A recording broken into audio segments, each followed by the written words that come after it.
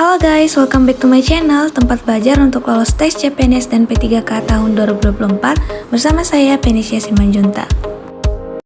Pada video kali ini, kita akan membahas bersama tes wawasan kebangsaan yang sering muncul pada soal SKD CPNS ya. Jadi kita akan bahas bersama-sama. Kita mulai untuk latihan soal yang pertama. Soalnya kita baca dulu. Pancasila mengandung nilai-nilai luhur yang dijadikan tolak ukur dalam melaksanakan pembangunan nasional, baik perencanaan, pengorganisasian, pelaksanaan, pengawasan maupun evaluasi.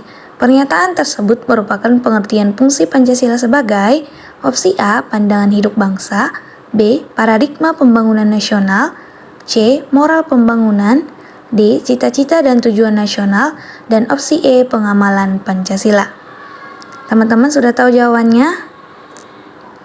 Yap, betul sekali. Jawaban yang paling tepat adalah opsi C, moral pembangunan. Jadi, teman-teman harus ingat bahwa Pancasila sebagai moral pembangunan dijadikan sebagai tolak ukur dalam pelaksanaan pembangunan nasional negara Republik Indonesia. Jadi, nilai tersebut merupakan landasan dalam perencanaan pembangunan nasional, pengorganisasian, pelaksanaan, pengawasan, dan bahkan juga dalam evaluasi pembangunan nasional yang telah terlaksana. Pada opsi A, Pancasila sebagai pandangan hidup bangsa, teman-teman harus ingat kata kuncinya bahwa Pancasila sebagai pandangan hidup bangsa merupakan nilai-nilai Pancasila sebagai pedoman dalam kehidupan sehari-hari, bermasyarakat, berbangsa, dan bernegara. Sedangkan Pancasila sebagai paradigma pembangunan nasional berarti Pancasila menjadi landasan, acuan, metode, nilai dan tujuan dalam setiap aspek pembangunan nasional. Dan kemudian Pancasila sebagai cita-cita dan tujuan nasional pada opsi D itu merupakan Pancasila memberikan arah dan tujuan bangsa. Jadi bukan itu. Kemudian kalau untuk opsi E tentunya kita sudah tahu ya teman-teman, pengamalan Pancasila di mana kita ada kelima sila, dan pengamalan Pancasila ini juga sering muncul soalnya ya sebagai contoh dalam penerapan kehidupan sehari-hari. Jadi semua harus kita pelajari bagaimana Pancasila sebagai pandangan hidup bangsa, paradigma pembangunan nasional, cita-cita dan tujuan nasional, serta sebagai pengamalan Pancasila. Sekarang kita masuk ke latihan soal yang kedua. Pancasila menjadi landasan, acuan, metode, nilai, dan tujuan dalam setiap aspek pembangunan nasional. Merupakan pengertian fungsi Pancasila sebagai opsi A. Pandangan hidup bangsa, B. Paradigma pembangunan nasional, C. Moral pembangunan, D. Cita-cita dan tujuan nasional, dan opsi E. Pengamalan Pancasila. Pasti teman-teman sudah tahu ya karena di awal tadi sudah kita bahas. Jawaban yang paling tepat adalah opsi B, paradigma pembangunan nasional.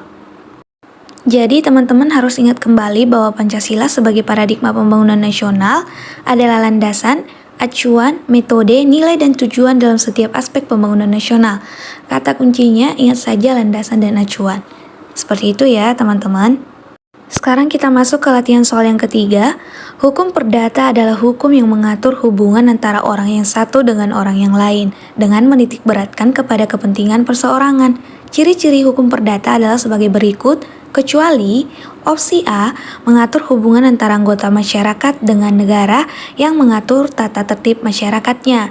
Opsi B mengatur hubungan antara orang yang satu dengan orang yang lain. Opsi C mengatur hukum keluarga, hukum harta kekayaan, dan hukum waris. D.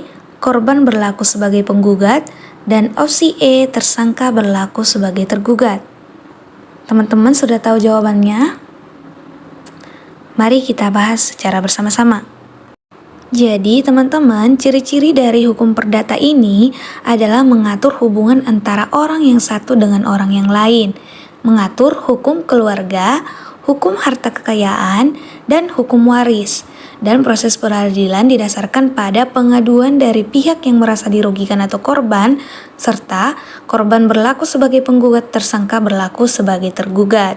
Jadi jawaban yang paling tepat tadi adalah opsi A, mengatur hubungan antar anggota masyarakat dengan negara yang mengatur tata tertib masyarakatnya. Pada opsi A, mengatur hubungan antara anggota masyarakat dengan negara yang mengatur tata tertib masyarakatnya, merupakan ciri dari hukum pidana, di mana kalau hukum pidana itu mengatur hubungan antar anggota masyarakat. Ingat saja kata kuncinya hubungan antara anggota masyarakat dan dikenai sanksi tertentu. Sedangkan hukum perdata itu mengatur hubungan antar keluarga, antara orang yang satu dengan orang yang lain, harta kekayaan, hukum waris, dan korban berlaku sebagai penggugat dan tersangka berlaku sebagai tergugat. Seperti itu ya, teman-teman.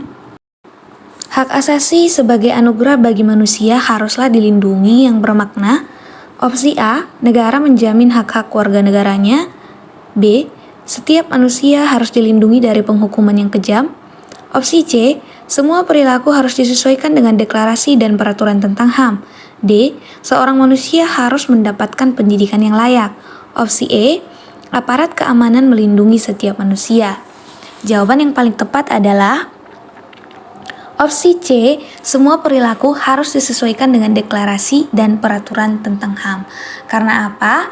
Dengan penjelasan bahwa hak asasi itu harus dilindungi dengan sekuat tenaga, bahwa semua perilaku yang dilakukan manusia itu harus disesuaikan dengan deklarasi dan peraturan yang berkenaan dengan HAM. Kalau untuk opsi A, negara menjamin hak kewarganegaranya, kurang tepat ya teman-teman. Untuk opsi B, setiap manusia harus dilindungi dari penghukuman yang kejam, ini juga kurang tepat. Dan opsi D, seorang manusia harus mendapatkan pendidikan yang layak, ini tidak berkaitan dan tidak mencakup semuanya. Dan opsi E, aparat keamanan melindungi setiap manusia, ini juga tidak tepat. Yang paling tepat, semua perilaku itu harus disesuaikan dengan deklarasi dan peraturan tentang hak asasi manusia. Kita lanjut ke soal berikutnya. Setelah melalui proses persidangan, akhirnya rumusan Pancasila hasil penggalian Bung Karno berhasil dirumuskan untuk dicantumkan dalam A. Pidato Kebangsaan, B. Mukadimah Undang-Undang Dasar 1945, C. Teks Proklamasi, D. Sidang BPUPKI, dan opsi E. Batang Tubuh Undang-Undang Dasar 1945. Teman-teman pasti sudah tahu jawabannya kan? Opsi yang paling tepat adalah opsi B. Mukadimah Undang-Undang Dasar 1945. Jadi teman-teman harus ingat dari rumusan-rumusan awal Pancasila. Yang pertama oleh Mr. Muhammad Yamin pada 29 Mei 1945 dan kemudian dilanjutkan oleh Mr. Supomo pada tanggal 31 Mei 1945 dan selanjutnya oleh Insinyur Soekarno pada 1 Juni 1945 yang selanjutnya akan dirumuskan dan dicantumkan dalam Mukadimah Undang-Undang Dasar 1945. Nah, sebelum itu kan ada Piagam Jakarta pada 22 Juni 1945 yang selanjutnya pada saat setelah kemerdekaan yaitu 18 Agustus 1945. Nah, teman-teman, kita sudah belajar dari awal tadi mengenai Pancasila sebagai pandangan hidup bangsa, paradigma pembangunan nasional, kemudian ada hukum pidana dan perdata, dan kemudian tentang HAM, serta bagaimana perumusan Pancasila mulai dari gagasan Muhammad Yamin sampai ke Insinyur Soekarno. Jangan lupa untuk support terus channel ini dan like, komen, dan subscribe untuk mendapatkan soal-soal update terbaru sesuai FR tes SKD CPNS tahun 2024. Terima kasih.